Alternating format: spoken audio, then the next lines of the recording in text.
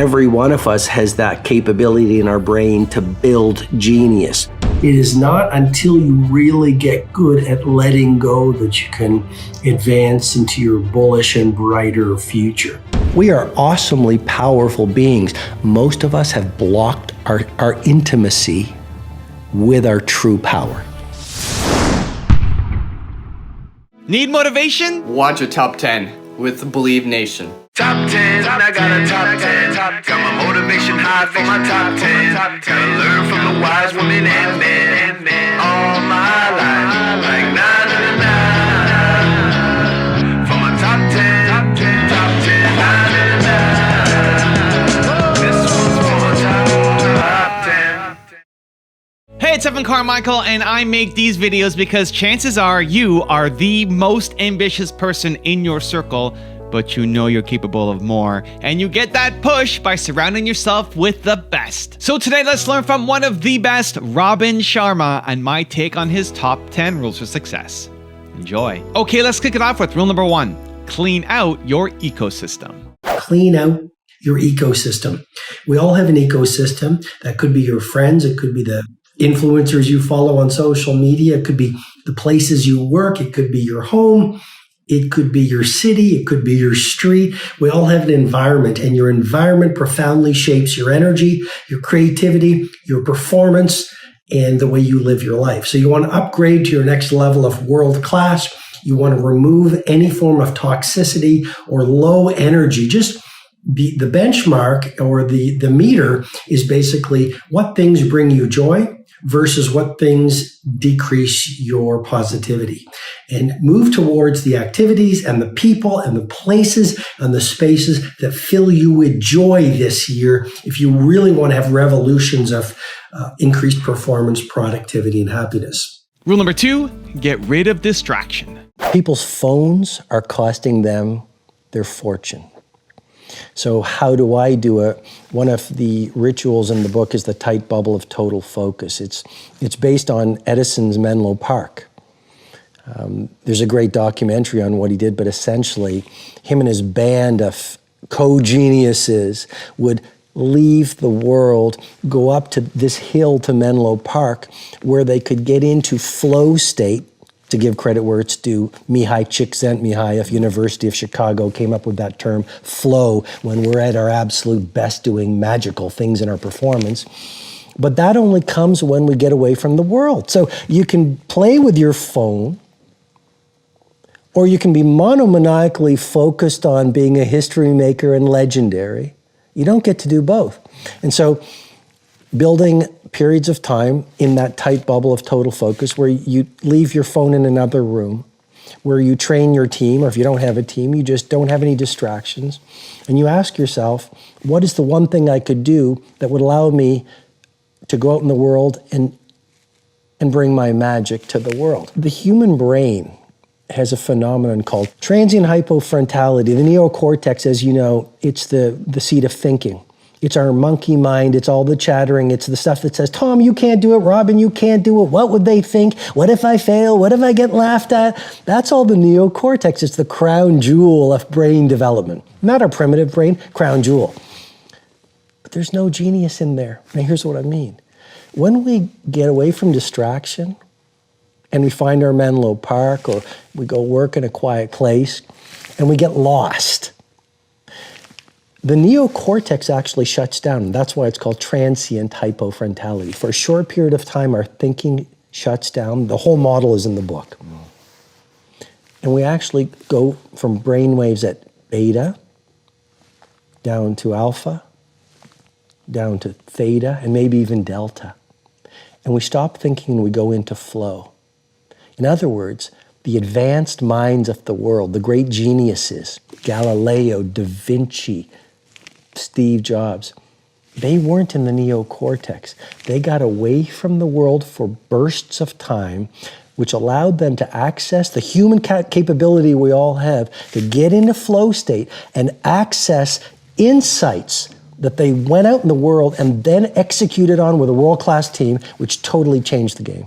Rule number 3, practice. The pathway to world class is hard. I think suffering's got a bad rap. I think difficulty, you look at any great athlete, for example, they understand that challenge, difficulty, grit, persistence, wiring in new habits, morning rituals, evening routines are the price of admission for world class. Right. And so let's go to the research again. University College London says it takes 66 days of practice to wire in a new habit. In other words, the gift of genius is not genius. The gift of genius is actually neuroplasticity. In other words, we have a brain that can grow. It's sort of plastic. It's malleable. The good news is that's not just for Kanye and Beyonce and Federer and Oprah and Phil Knight. Every one of us has that capability in our brain to build genius. So what I'm suggesting is anyone who wants to get up early so they get an extra hour and they can do the things that we're talking about, practice it for 66 days until you will reach what researchers call a state of automaticity, where it actually gets easier to get up at 5 a.m. than not to get up at 5 a.m. And so in the book, one of the brain tattoos is all change is hard at first and it's messy in the middle and it's gorgeous at the end. Yes. And everything, Marie, that we once found difficult, that we now find easy, we once found difficult. We do have the ability to wire in new habits, and joining the 5 a.m. club is simply the best habit anyone can wire in to lead to an upward spiral of success for greater productivity, better health, more peace of mind, more happiness, and living a much more high-impact life. Rule number 4, be generous. Jim Carrey said, "I wish everyone could be rich and famous to realize there's no joy in that," to paraphrase his words. Yes. And, I've seen the best and the best. I've had Richard Branson on my faculty, Steve Wozniak, Shaquille O'Neal. I've worked with real superstars. And a lot of them are just really unhappy people. I'm not saying the ones I mentioned, but a lot of them are really unhappy people. And they'll show you their smiley face, but deep inside they're going, I'm worth, $3 billion and I've got jets and I've got multiple residences, but there's got to be more. And so how I would urge people to embrace the message of being a forceful servant for people is, first of all, if you're an entrepreneur, you have a lot of entrepreneurs who follow you, there's no better way than standing for generosity if you want to own your domain. What made Apple, first $1 trillion company, was Steve Jobs wasn't worried about the cash, he was worried about the craft. Someone came to one of my events and said, Robin, you mentioned Steve Jobs. I saw him 6 weeks before he died. I went into his den as he was dying. And he said, I think it was just before the release of the iPhone. And it was like, that little thing we were working on? He had a monomaniacal obsession bordering on a possession to birth beauty into the world that would elevate the lives of his customers. That's generosity, not scarcity. So it's great for business. Secondly, if you want real joy, it doesn't come from getting. And a lot of the book is about how you materialize empires in the world. But the end of the book, when Mr. Riley, the billionaire, we can talk about the story, he's on that Franschhoek vineyard and he shares his 11 letters. And he explains, he uses a word called the magic. And if you want to inhabit the magic, I've done it at parts of my life, I don't know if you have, but I've experienced bliss. And then it comes and it goes. But bliss has never come to me from getting. Bliss and joy, and what Mihai Csikszentmihalyi, who coined the term flow from University of Chicago, when we are literally in that moment, when we're in our magic, that comes from giving. It comes from being in the moment when you're writing that book going, how can I be an instrument of service and bring on my craft? Giving, like helping someone on the street, doing something for your family. I'm really into philanthropy these days. That's my joy. So that's how I would urge people. Like if you want real empires, if you want real happiness, you want real bliss, you want to elevate your immune system, look, there's lots of science. Just go out in the world and give as much value as you possible and radiate possibility, and amazing things will unfold in your life. Also, if you want to have more confidence, self-love, self-belief, check out my 254 series. The science says it can take up to 254 days of consecutive action to build a habit. So I've designed a special free program to help you get it, where I will send you an unlisted video to your email for the next 254 days to shift your self-belief forward. The link to sign up for free is in the description below. One of the real reasons we don't do the things that frighten us is because we are afraid of being judged. And so to become fearless, why not find some time every day to practice becoming fearless? Stop resisting. I encourage you, stop resisting the natural flow of epic performance. Stop resisting the natural seasons of life. Rule number 5, live by your drumbeat. Once you understand that life is short, once you understand that living your life to please other people while betraying your own ethical ambitions is a waste of time. And once you remember that tomorrow could be the end, hopefully it won't be, and I'm sure it won't be, but no one knows when we check out. No one knows when our last day will be. And it is a false assumption that we will all get to live into our 90s. And once you really build intimacy, like emotional intimacy, not only intellectual, emotional intimacy with the fact that this could be one of your final days, then it's not a depressing thing. It becomes an inspirational thing. You start to live by your own drumbeat. You start to listen to your own authentic voice. You start to be braver. You start to be more loving. You start to be more kinder. You start to do bolder things. You start to seize opportunities because you're not in limbic hijack over failing, which is one of the big reasons why we don't take great steps. Rule number 6, get things done. Getting big things done. You know, you mentioned it in the introduction. It's like ferocious, like a warrior when it comes to execution. Like great leadership is less talk and more do. You know, it doesn't really matter what the chatter. I mean, it's all about execution, implementation, and application. So they get things done. And we live in a world where, you know, we pull out the phone, people, I'm going to get this done and I'm going to get that done. We say to people, oh, I'll send you a book. It doesn't get done. Even worse, we lose self-respect from the promises we make to ourselves that we break. That's where it all starts. Like, it's so, you know this, it's so important. Your income, your impact, your relationship with creativity, productivity in the world, it all comes down to your relationship with yourself. Rule number 7, stretch yourself. I think a bad day for the ego is a great day for the soul. And, you know, you were talking about people who say, well, maybe I don't want to get up at 5 a.m. Yeah. It's not for me. And here's why I can't do it. And one thing I've realized is we become victims when we recite our excuses, and we recite them so many times, we actually believe they are true. And I think you can cling to your excuses, or you can go out there and have an impact and live a fulfilling life and be highly creative and enjoy the magic life, but you don't get to do both. And so you're right. No one's saying, you know, burn yourself out and hurt yourself or anything like that. I think there's a whole chapter in the 5 a.m. Club on the essentialness of rest. I believe that elite performance without deep recovery leads to depletion of all your assets of genius. So I think it's self-awareness to know when should you rest, when should you pull back, when should you give up from a project, or when you should just continue past your limits so you can find new horizons. And that's about getting to know yourself.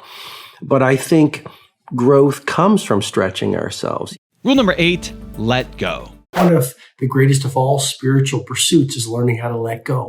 Learning how to let go of people who hurt you. Learning how to let go of events that have disappointed you. It is not until you really get good at letting go that you can advance into your bullish and brighter future. And how do you let go? Well, you can journal about it. You can make a conscious intention to just let go. Or maybe you let go by philosophical understanding that the people who might have hurt you were doing the best that they could do based on where they are at in their evolution. And that people who are hurting hurt other people. Or maybe you can let go by prayer or auto-suggestion or meditation or visualization. So the first philosophical point is let go. Rule number 9, channel your intentions. There's a lot of emerging science saying, here's the reality, and anyone who wants to dismiss it is denying science, which is planet Earth is a tiny planet in a galaxy of trillions of planets. My friend Deepak Chopra was on my stage at one of my events a few months ago. He's a lovely man. He just radiates goodness. And he took us on a tour de force about cosmology, and he's been a pioneer for so many years. And he confirmed the science, which is we are all part of an energy source, whatever you want to call it, God, nature, life. And you're absolutely right, Jay. Your intentions are creative. So we could come at it from a cosmological point of view. When you say, here's who I want to be. You know, this morning in my journaling, I'm going to meet Jay. I'm so delighted and blessed that he's invited me on his show because he influences so many people. How may I serve? That intention hopefully is creative. So we're very powerful. I'll come at it another way, which is epigenetics. Epigenetics, as you know, stands for the emerging field of science, which is you are not your genome. The old school said, your DNA, what you get from mom and dad, that's your destiny. We're now realizing that epigenetics means our environment, our daily rituals, like getting up at 5 a.m., our thoughts, what we eat, our peer group, etc., literally affects the upregulation or downregulation of our genome. What does that mean? It means if you believe in yourself, if you do the work in the journaling, if you get up at 5 a.m. and do that victory hour and go through the 20-20-20 formula, you literally are recalibrating who you will become out in the world. So you're absolutely right. Then you start channeling your intentions and you start stepping into your power. Like, we are awesomely powerful beings. Most of us have blocked our intimacy with our true power. And rule number 10, the last one before a very special bonus clip, is be crazy. Be crazy. The great leaders are insane. And I say that they're insane to the majority. The great ones are all misfits, and they're all weird. I mean, the very nature of being a disruptor and a leader means you're not a follower. And if you're not a follower, then you're not buying the Kool-Aid that society sells you. If you're not a follower, you're not like this all the time looking for likes. If you're not a follower, you dress the way you want to dress. If people criticize you, yeah, they criticize all the great ones. Critics are nothing more than dreamers who got scared and never got off their chairs and got back in the game. So you've got to be willing to 5 a.m. Weird. Who does that? Why not sleep? Leaders have to be willing not to be followers.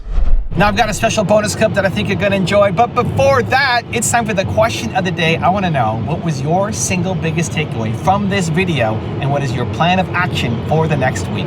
The science says that when you just watch a video, you get motivated, you get inspired, you have a 35% chance of actually doing something and following through. That, Believe Nation, is not enough. 35% is not enough. We gotta do something. But when you get inspired by watching a video like this, and then you create a plan of action, your chances of following through jump to 91%. And when you commit publicly, like putting your comment down below with your plan, it jumps to 95%. That's what I want for you. I want you to take action. Your dreams are too important. Your life matters. Your mission has to happen. So, question of the day, your biggest takeaway from this video and your plan of action for the next week, put it down in the comments below, and I'm gonna celebrate alongside with you. Soul set is nothing mystical and it's nothing religious. Soul set is about saying, I am going to turn down the voice of my ego through my deep inner work so that the primal hero and highest part of me runs my life. Soul set is about saying, life is short. Before I know it, no matter how long I live, I'm going to be dust. How can I serve as many people as possible? Soul set is about finding a cause that is bigger than your life that you're going to donate the rest of your life to. I suggest to you, when you calibrate your soul set, you become a force of nature on the planet that becomes undefeatable. And yet people don't really focus on soul set. For the past number of years, I've been reading obituaries. And you might say, Robin, that's negative, and I don't think it's negative, I think it's really positive.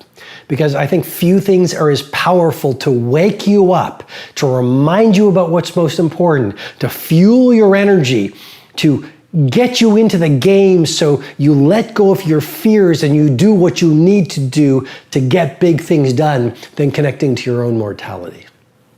When you realize that every single day could be your last, or when you appreciate that no matter how long you live, life is a short ride, you just sort of let go of the fears and you let go of the limits and you live full on and you seize opportunities and you have real conversations with real people and you sort of wear your heart on your sleeve and you bring on the fullness of your authenticity and you do whatever it takes to get your loftiest dreams to get done.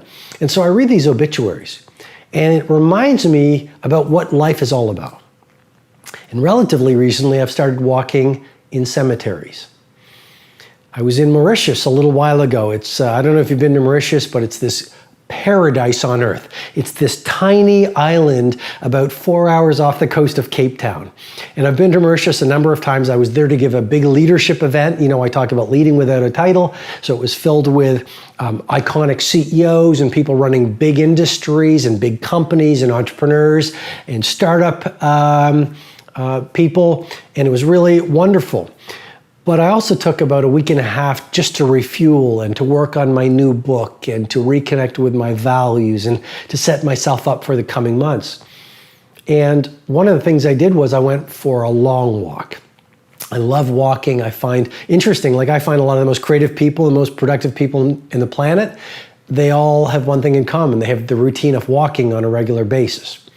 And so I love walking. I've walked in nature for many, many years. And so here I am in Mauritius and I just started walking. And I was actually listening to an interview of Charlie Rose and Steve Martin. And it was done in New York in front of an audience of a few thousand people. And it was about an hour and a half long. And Steve Martin was talking about his career, and Charlie Rose is one of the great interviewers of our time. So he was asking about how he became so good at what he did and his life and his love of art and stand-up comedy and acting. I mean, Steve Martin became an actor after a stand-up comedian, etc. And so I'm walking and the sun is setting and I'm walking along the Indian Ocean and I'm looking at the flowers and I get to this little village. And it's this really, this little village with a lot of character. And as I'm walking along the edge of the village, still close to the seaside, I spot a cemetery. And I've learned to follow my instinct more than ever before because instinct is more powerful than reason. And life will lead you to an interesting place if you stay with the flow. And so I walked towards this cemetery and I walked into the cemetery. And I started walking through the cemetery very respectfully and carefully. But it was interesting to me because a lot of the tombstones were just made out of wood.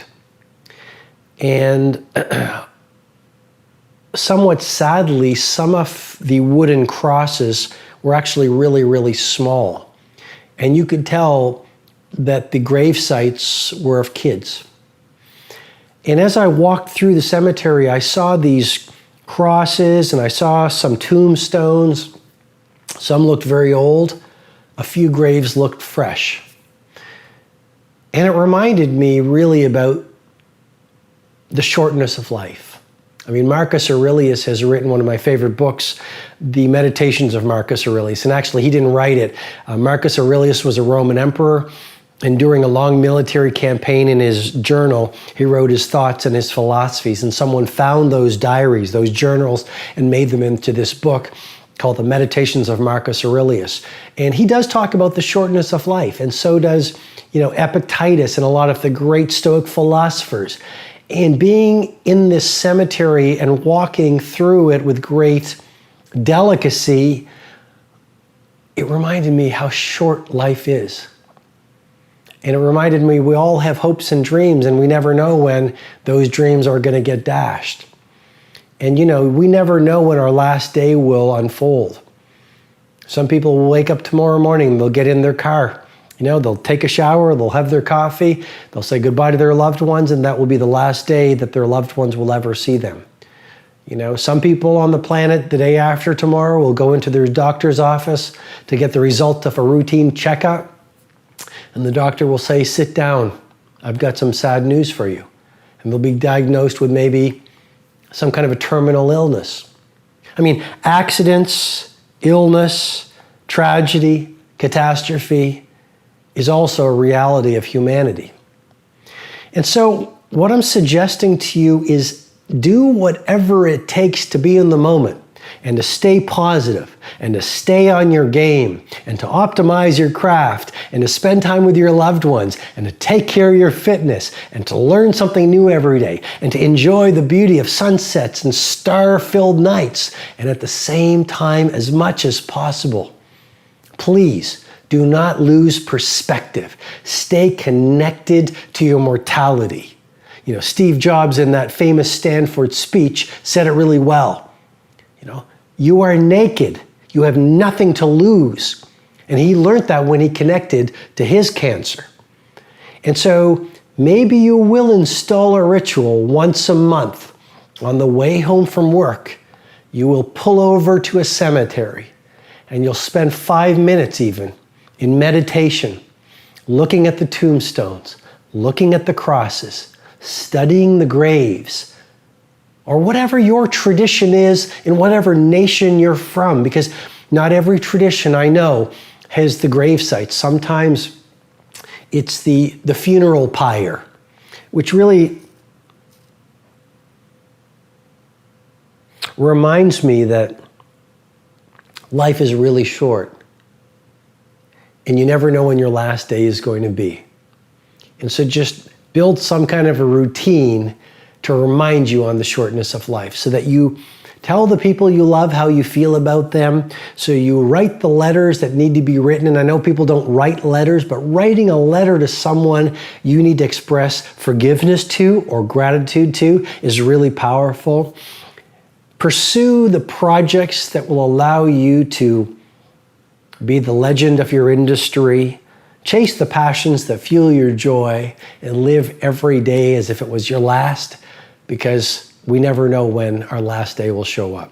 I run what I call the 20-20-20 formula. I shared it with you, and you know, many people around the world have found great value from it. And it's pretty simple. I mean, it sort of rolls back to what the Spartan warriors once said. And they said that the person who sweats more in training bleeds less in war. Right. And whether you're an entrepreneur, whether you're an artist, whether you're a baker, whether you're a yoga teacher, whether you're a mom, whether you're a street sweeper, you know, when you walk out in the world, there's a call on your life to bring your best game to the world and release as much talent as possible. Mm-hmm. And a lot of people, what they do is they get up every morning and they sort of run their day by default. Right. And they're chasing the day and they let life act on them in a very reactive way.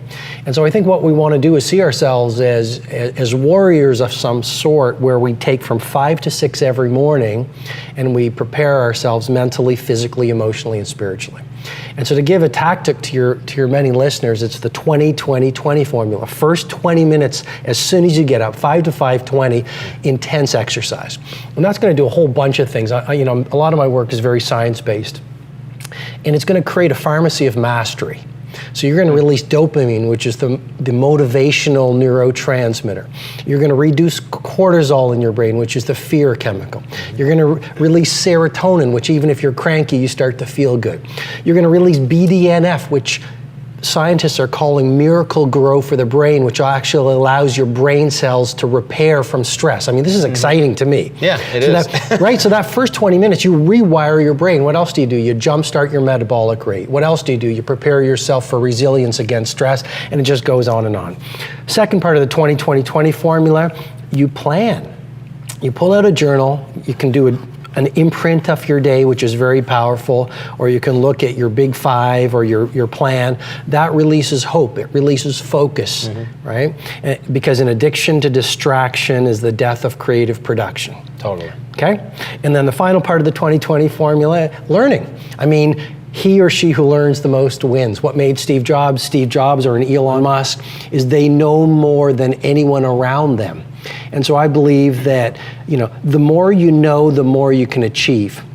And there's great value investing as much money as you have into audiobooks or programs like you do at the Genius, the 25K conference and the Genius Network, or whatever it is. But every quarter I make sure I get out of my office and I go off to a conference. I invest a lot of money in learning and training and coaching, and that's the 20-20-20 formula. You can be a history maker, or you can be liked by everyone around you.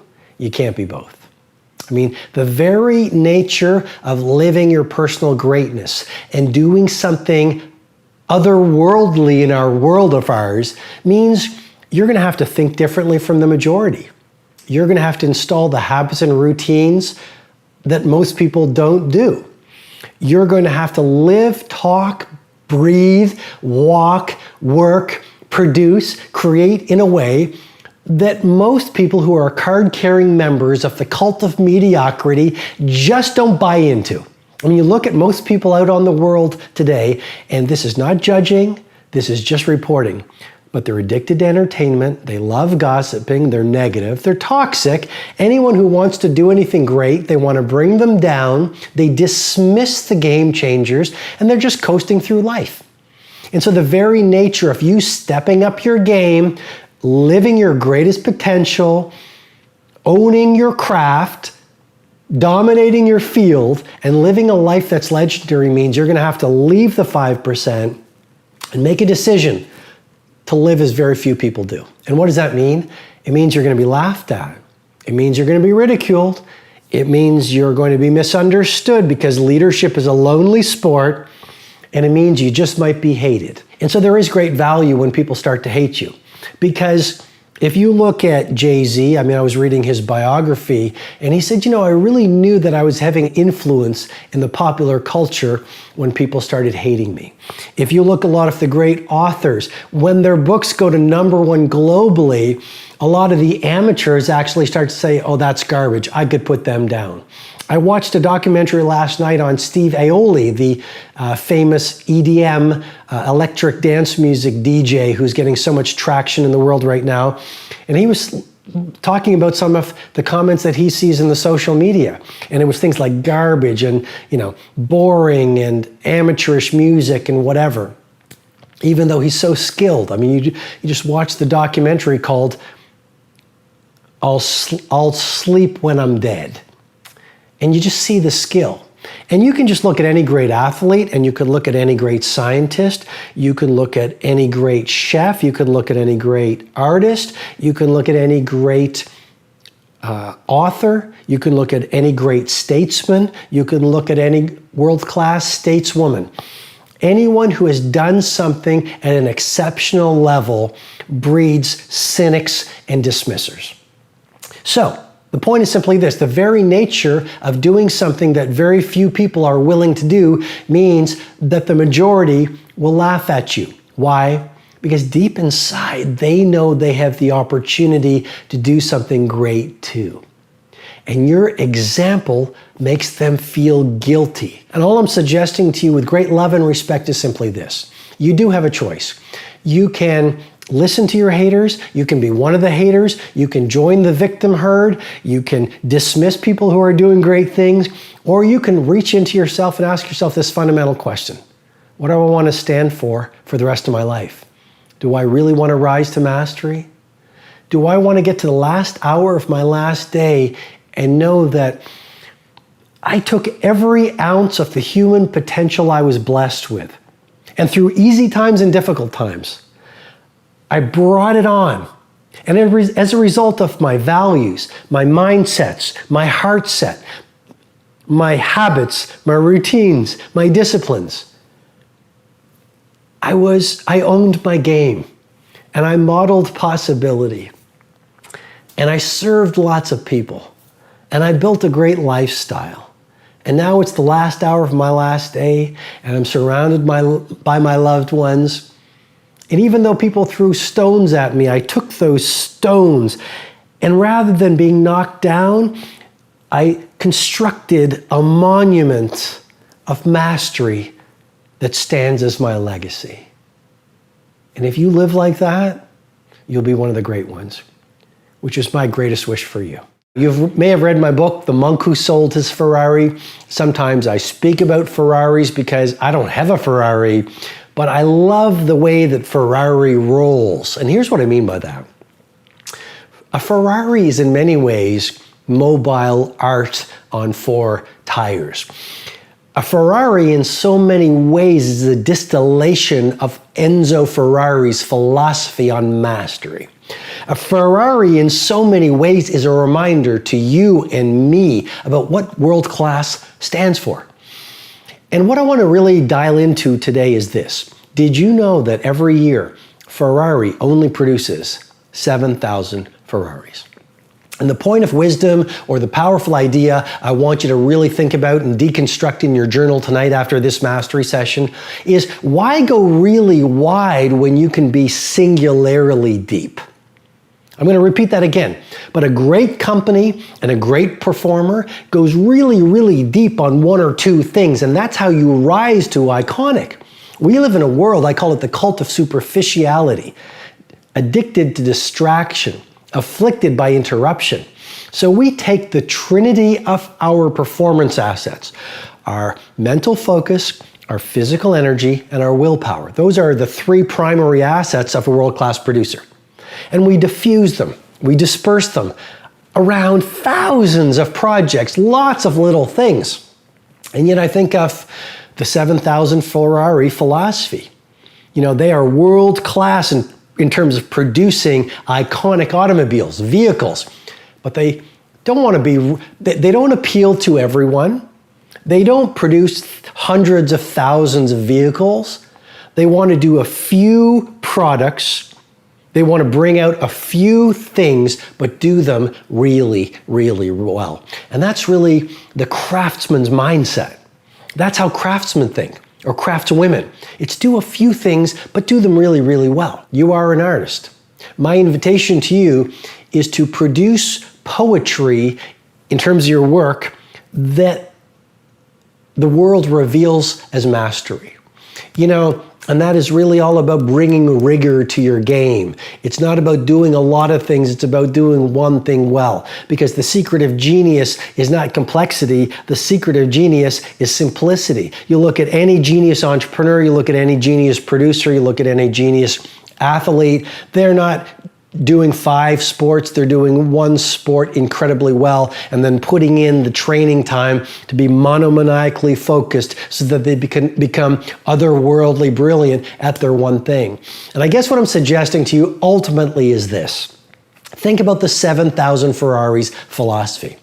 And if you are a business builder, let's say you're a startup entrepreneur, let's say you're a Fortune 500 manager, let's say you're a professional athlete, because a lot of professional athletes are watching these mastery sessions. Let's say you are a mother or father, a yoga teacher, or a chef. What are the few things that you could actually do in your work so that you take all of your mental focus, your physical energy, and the willpower that you wake up with every single morning, and you really monomaniacally focus those trinity of performance assets on the few things, the few projects that, when consistently iterated and improved every day over time, will allow you to reach a place where the world calls you world class. And if you can not only get this idea on the 7,000 Ferraris philosophy, but apply it so it becomes a way of being, you really will own your game. Nothing fails like success. You're successful, maybe it's in your health, maybe it's in your finances, maybe it's in your career, maybe it's in your family life, maybe it's in the way that you show up in the world. Awesome. You're in a really vulnerable place right now. It is one thing to be successful. It is another thing to sustain success over the coming decades. Is that not a powerful idea? I mean, let's go to the entertainment industry. It's very hard to be a one-hit wonder. Let's not knock a one-hit wonder. But it's even harder to become an iconic rock band or hip-hop band. Let's go to the arts. It is very hard to come up with your Sistine Chapel. Got it. It is even harder to become a Michelangelo. So are you playing the short game or are you playing the long game? This is rule number 2, or lesson number 2 that life has taught me. Play the long game. Aim for legendary. Don't just say, I want to be world class in my dominant pursuit for a little window of time. Say, I want to have the guts and the grit and the acumen and the mindset and the capability and the commitment to create enduring success. And that's why I say nothing fails like success. You look at the restaurant that is hot in your neighborhood right now. They're on the path to obsolescence if they're not really careful. Sure, they went from a little neighborhood shop that made beautiful pasta, that had great service, that had the owner on the floor, shaking your hand, getting to know your name. Then they got written up in the magazines, and then they got interviewed, and then word of mouth spread like wildfire. And what happened? They became arrogant. You see, success can be so toxic. And it happens, it is such a pull on every human being. It just plays with your mind. And you literally shift from humility to arrogance. You shift from humility to arrogance. And once the arrogance sets in a mindset, it starts to populate every other person on the team, every other person in the culture, every other person in the community. And it is a very short fall from success to irrelevance. So lesson number 2 is nothing fails like success. As you become more successful, become more humble. As you become more successful, work even harder. As you become more successful, care even more about your product. As you become more successful, learn even more. I invite you, when you are the titan of your industry, be sitting in the room with 18-year-olds beginning their game. When you are the icon of your field, be the person who is up, not at 5 o'clock anymore. Let's play at 4 o'clock, reading, listening to the podcast, writing in your journals, setting your goals, focusing on your intentions. As you become more successful, be more humble. As you become more successful, be even more punctual. As you become more successful, become even more passionate. As you become older, become even younger. Yesterday, I was walking on the street and I met this man in his 80s. He said, Robin, I finally retired. He's probably close to 90. And he is a legendary clothier in the country that I live in. And he just retired. And he started his shop, which is now an empire, in 1954. So I don't know what that is, but that is decades and decades and decades and decades. And he did not want to retire. He just retired, but he is still on fire to do amazing things. Age is just a number. Do not let an old person into your body. Nothing fails like success. It goes back to my dad, and he was very much about humility. I mean, he's 77 right now, and he gets up every morning and he goes off to his medical practice, and he still sees patients all day. And he said, I said, Dad, why are you still doing that at 77? He said, because my patients need me. Wow. And so I think, one of the core values he was so brilliant in sharing with me is to be an instrument of service. And I think the moment your ego runs your brain and the ego runs your business and the ego runs your way of being, then your gifts and your talents and your focus and your capabilities are off the creativity and the talents and the service that will make you great in the world. And I think it gets to a very philosophical point, if I may. Yeah. I think it's relevant to any leader, any entrepreneur, any business builder, any game changer. But there is such an addiction to the shiny toys that the ego sells us. Okay? Yes. Yeah. And society and the matrix and our peers and the world says, if you get a Ferrari, if you sell 10 million books, if you have lots of money in the bank, if you have, the beautiful partner in the big house, then you're going to wake up every morning and look in the mirror and you are going to feel full of joy and peace and feel you're fully alive. And I've had most of those in my life at a pretty exponential level. I've been very blessed. And not one of those things has provided me with enduring, sustainable happiness and fulfillment. Yeah. And the things that provide me with just deep happiness and deep fulfillment and energize me all come from a position of inner power. And so, at the events you're talking about, I don't derive much power from all the books I've sold or bestseller. I don't care about that stuff. I really don't, I care less about that than ever before. At the end of the day, we are a bunch of people on a little planet in a huge galaxy, and before we know it, we're going to be a bunch of dust. And the great billionaires get buried next to the taxi drivers and the pizza makers, and we are not that big a deal. And I think all that really matters is while we are alive, do your best to use every day as a vehicle to birth your talents into the world. And secondly, if you do that, you're going to serve the world and raise the world with you. And that all just comes from inner power. I mean, that's just deriving your power from a place within, and that's where you get grace, and that's where you get great creativity. That's where you get boundless energy, because it's not about addicted to what the world thinks of you. I was in Johannesburg a little while ago, and I went through the airport. And I went into the men's room or washroom or bathroom, however you want to call it. And so I walked in to the men's room, and the first thing I hear is, "Welcome to my office." And this was the janitor at the Johannesburg men's room. That's funny. Who janitorized, or I'll make up a word, cleaned the toilets like Mozart composed music. Now that man has no money. That man probably has very little education.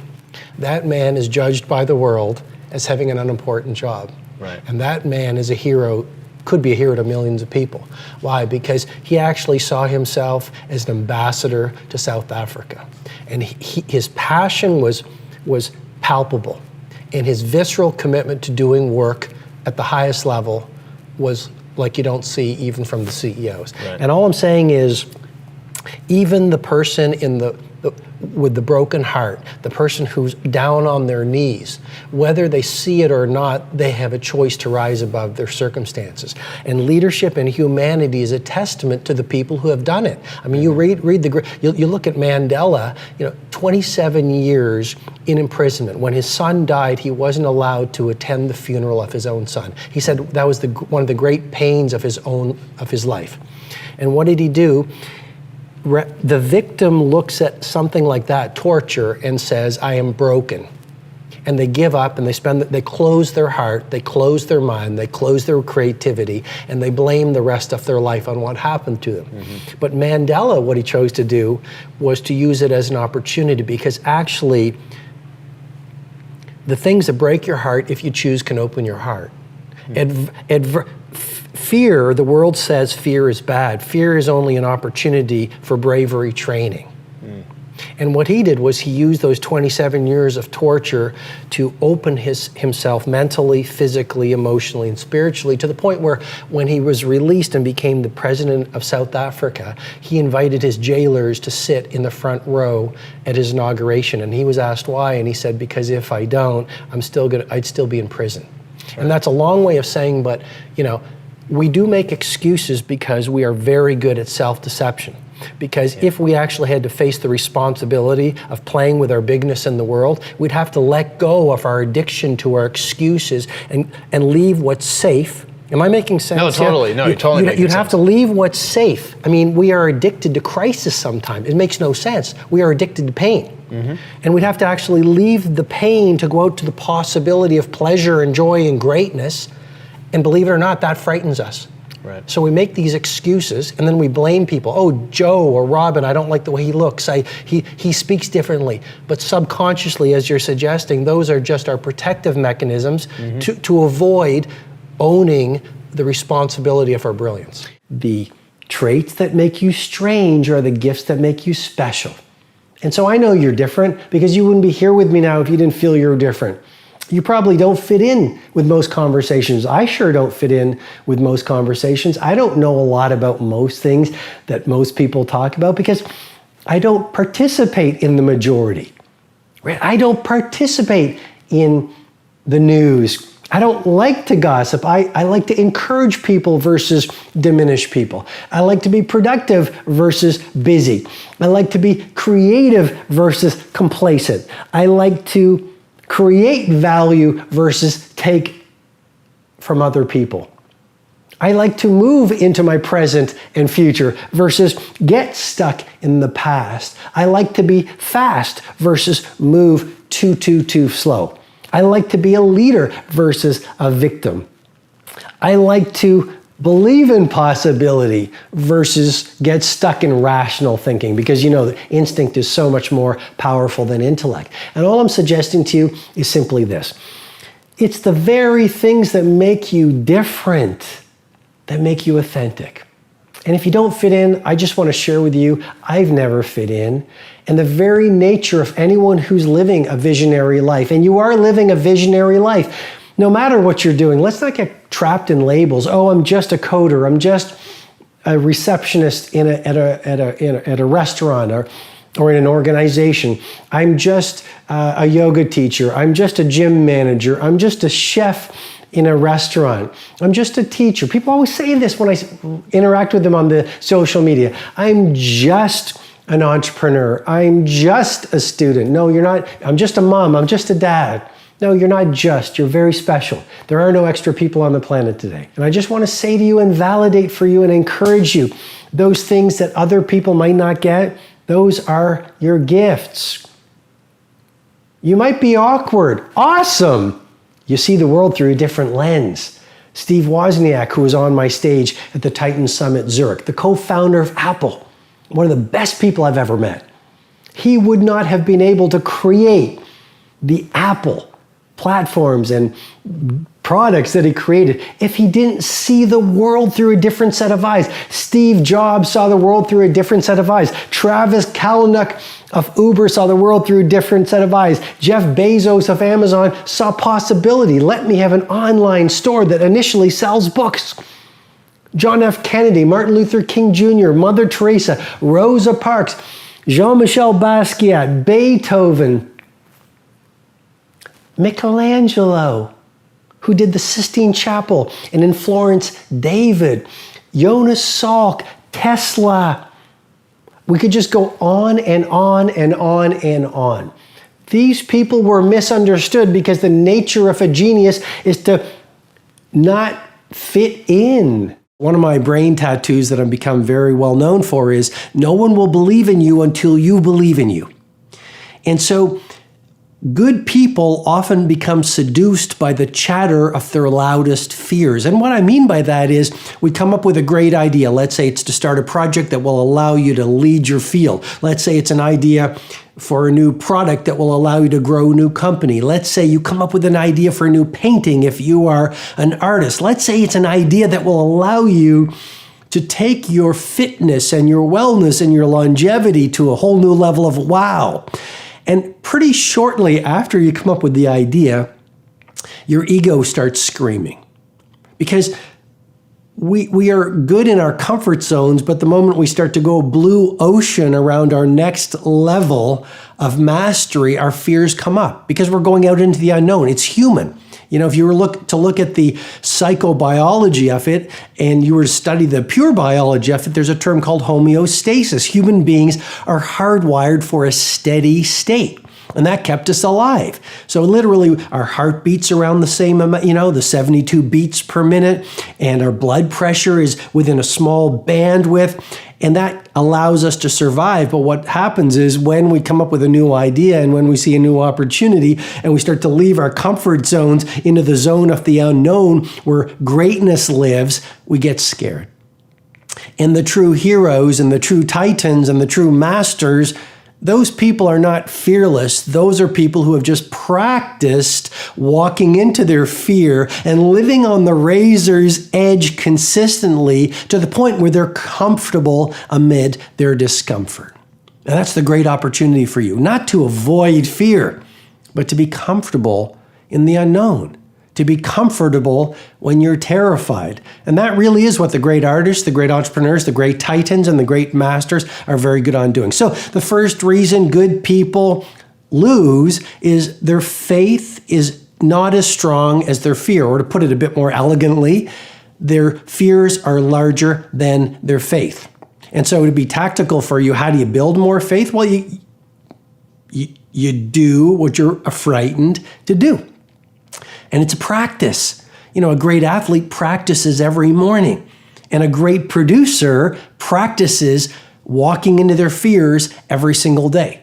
And what I'm encouraging you to do is every single day do one thing that causes your palms to sweat. Every single day, start training your brain to hunt for opportunities to step into that unknown where possibility lives. And if you keep on doing it, you're literally going to build some new neurological hardwiring, a new pathway in your brain where it becomes easier. Because as you know so well, all change is hard at first and it's messy in the middle and it's beautiful at the end. I remember being in Soho, New York, and I walked into one of the stores and I bought a coat. And I was leaving on an airplane for home later that day, and I asked the person who was taking care of me, I said, is it possible, and that's a great respectful way to ask for something, is it possible to get this coat hemmed and adjusted a little bit for me?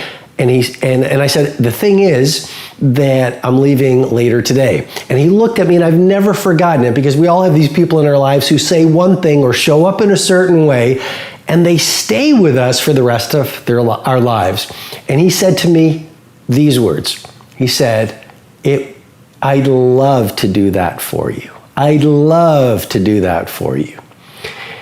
And again, the whole brain tattoo I'm trying to deconstruct here is make your I can larger than your IQ.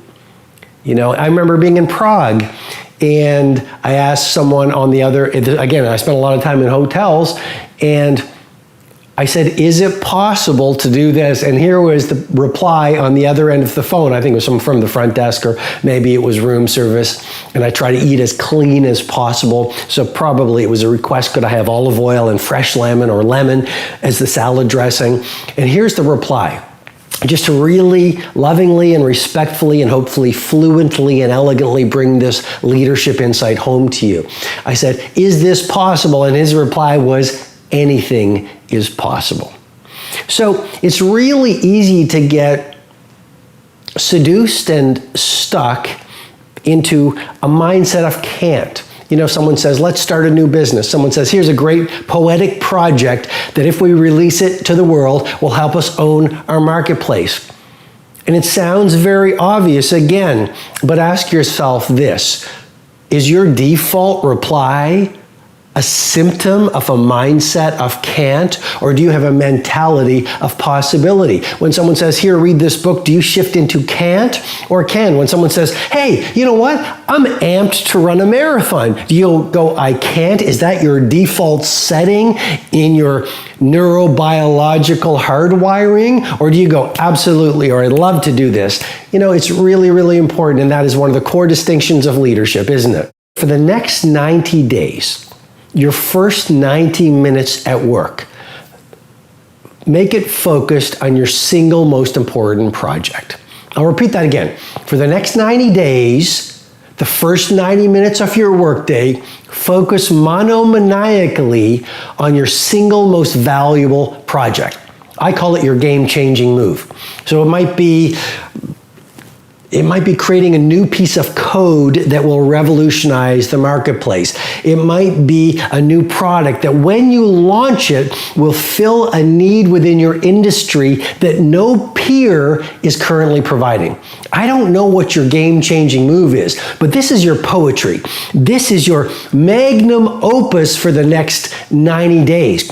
So what most people do is, you know, people who are playing at victimhood, people who are in the 95%, people who are making excuses about ordinary results in their life, a lot of them are not doing the things that would give them legendary results.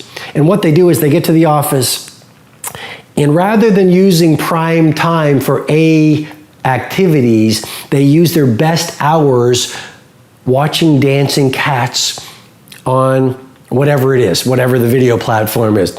They spend their best hours surfing the internet, looking at blogs. They spend their best hours playing with notifications, reading notifications, chatting with friends who are not really their friends, but really they're just bored, so they're distracting themselves, which is just a form of medication, because potential unexpressed turns to pain, and they're in a lot of pain, and it's subconscious, and they haven't done the work to know it. So really, they've created these drugs of choice, like too much email, too much web surfing, too much chit-chatting, too much looking at funny looking videos that make them laugh in the moment, that make them feel happy and give them a short burst of dopamine and maybe a little bit of serotonin, which is the pleasure neurotransmitter, and that's how they get through their day. And all I'm saying is there is so much distraction available to you out there that if you are not acutely careful, it will dominate your days. What I'm really trying to say is this: a ritual for you to run and dial in and hardwire to the point of automaticity, that's the word the researchers use when a habit becomes your new normal,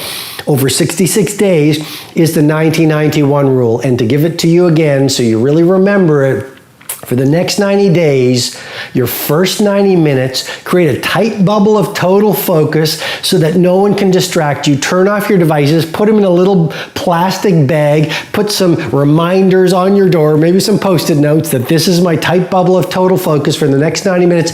Tell your team, tell your loved ones, maybe put a do not disturb sign on your door. They'll laugh, and explain it to them that for the next 90 days, I will spend 90 minutes away from distraction, away from technology, away from interruptions, focusing on my magnum opus, focusing on the genius project that I want to bring into the world, because I will never mail it in. I will always bring it on, and I'm going to do this for the next 90 minutes, and I'm going to optimize it and iterate it every day, and I'm going to bring my full bandwidth, because what makes a genius, they all have one trait in common: they were able to spend extended periods of time in isolation, focused monomaniacally on their most valuable project. Clarity is the DNA of mastery. So if you look at the titans of business, the true leaders in finance, these people literally will say, look at my charts. If you look at a great military leader, you look at a great athlete, they have such granular, in a world of superficiality, they have shifted to massive granularity so they know in intimate detail exactly what their future timeline will look like. Why? Because clarity breeds and builds and is the DNA of mastery. You want to have a very clear vision of what your future is going to look like. And when you know in intimate detail what your future will look like, then you automatically, subconsciously as well as consciously, can say no to the important. So you say a giant yes to the few things that are most important. You've heard me share this before. Confucius said it so well. The person who chases two rabbits catches neither. And so what I'm encouraging you to do is this exercise before you go to sleep tonight. Let's make this very tactical. I call it the 100-year timeline. On a single page from where you now are, 100 years out into your ideal future. I want you every single milestone on a single line to say, here's where I now am. Here's what's going to happen next week, next month, next quarter, next year, 3 years, 5 years, 10 years, 25 years, 50 years, 75 years, 1 year, 100 years, until you have a 100-year timeline. And on the other side of the piece of paper, with crayons, so you tap into your part of the brain responsible for creativity, your right brain. Okay, with crayons, draw out your ideal family life, draw 1 year away, draw out your business life 1 year away, draw out your adventure life 1 year out into the future, draw out your financial life, draw out your material life, literally on a page with crayons, so you're not thinking, because here's I think a needle-moving insight. World class comes from instinct versus intelligence. You get your best ideas when you get out of your thinking. And just to give you some neuroscience, the seat of reasoning is the prefrontal cortex, but there's a phenomenon I teach in my live events called transient hypofrontality. This is the secret of genius. Geniuses don't get their ideas for Uber, Amazon, the electric bulb, Tesla, Shakespeare, the polio vaccination, SpaceX. Great ideas don't come from the intellects. They don't come from the neocortex reasoning and thinking. All great heroes and great inventors and great creators dialed into something deeper. When you get out of your neocortex through solitude and my life structure that I teach called the tight bubble of total focus, and when you get away from distraction and you immerse yourself in deep creativity and creation, and you find your laboratory, or what I call your Menlo Park, like Edison had his Menlo Park, which was with the wilderness away from the world, what happens? The prefrontal cortex gets silent, and it's called transient, which means temporary, transient hypo, small frontality. The neocortex, the seat in your brain of thinking, actually shuts down for a short period of time. This is profound information and will confirm your brain is built for genius.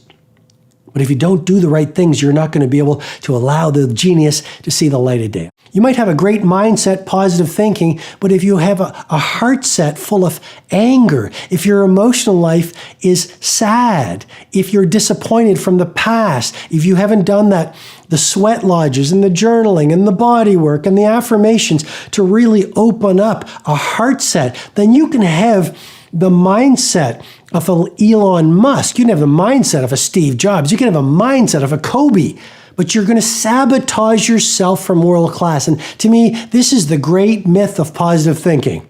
You see a lot of people, they read all the books, they're positive thinkers, they've got the vision boards, nothing changes. Why?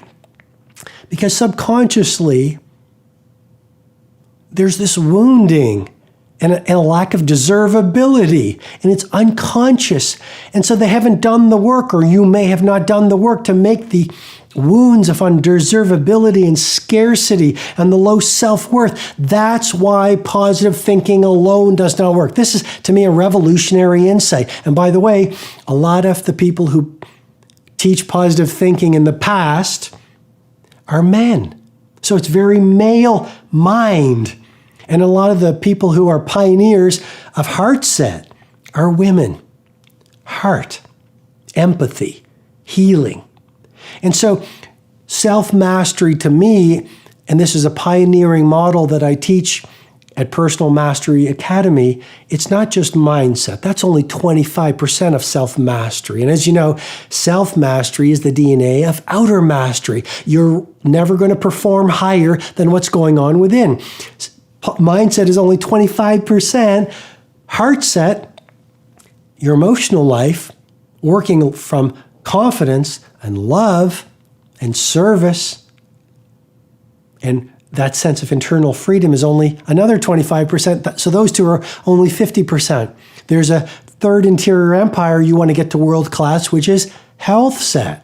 Working on your energy, your nutrition, your daily exercise, hacking your longevity, eating the right supplements, getting a massage every 2 weeks. You know my 2 massage protocol, doing your 60-minute nature walk every week so that your health set is at world class. But that's only 75% of the equation towards self-mastery. You can have a great mindset, great heart set, great health set, but if you haven't worked on your soul set, turning down your ego. You know what disease and what energy depletion is caused by your ego beating you relentlessly about you not being enough and seeing your industry peers succeeding, and you feel insecure and irritated and angry and jealous? Well, where do you do that work? Within your soul set, the fourth interior empire. And as you do that, you turn down the ego and you open up your humanity and you open up your spiritual life and you become more soulful. And then you release work that is artistry versus just to win in the next few months.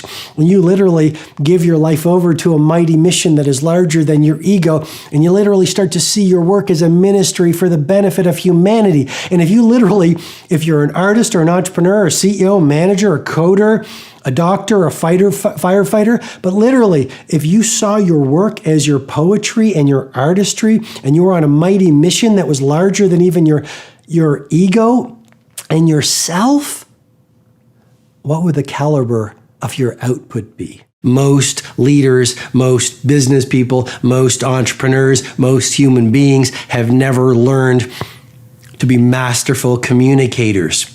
And the very nature of influence and impact, which is the leader's job, is communication.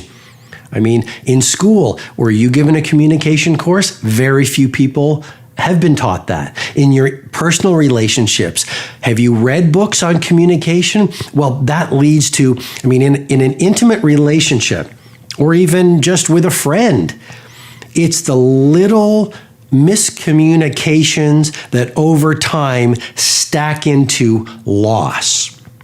In your intimate relationships, it's the little conversations that you could have had in 5 minutes if you had the tools to communicate and the awareness to speak. So literally, you could release the anger and build understanding and speak out your needs and feel the need to be heard. All those little things, if you had learned how to do that over and done it in 5 minutes with your intimate partner, you might not have lost the relationship. And in your professional life, learning to communicate inspires your teammates. You know, if you look at the great leaders of humanity, the Nelson Mandelas, the Mother Teresa's, the Martin Luther King Jr.'s, the John F. Kennedys, if you look at the great business builders, Steve Jobs, great example, right? He would be on the stage at the product launch and then that favorite line, one more thing. And that's when he would reveal the latest piece of technology that would create industry dominance when Steve Jobs was at Apple.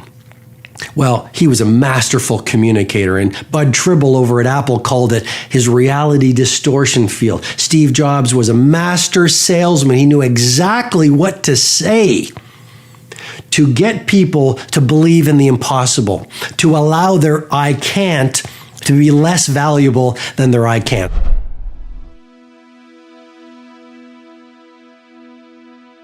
If you want 10 more amazing rules from Rob and Sharma, check out the video right there next to me. I think you'll love it. Continue to believe, and I'll see you there. And if you were to deconstruct the word passion, the root is suffering. To get up early, you've got to destroy your old neural patterns and emotional signatures of getting up later.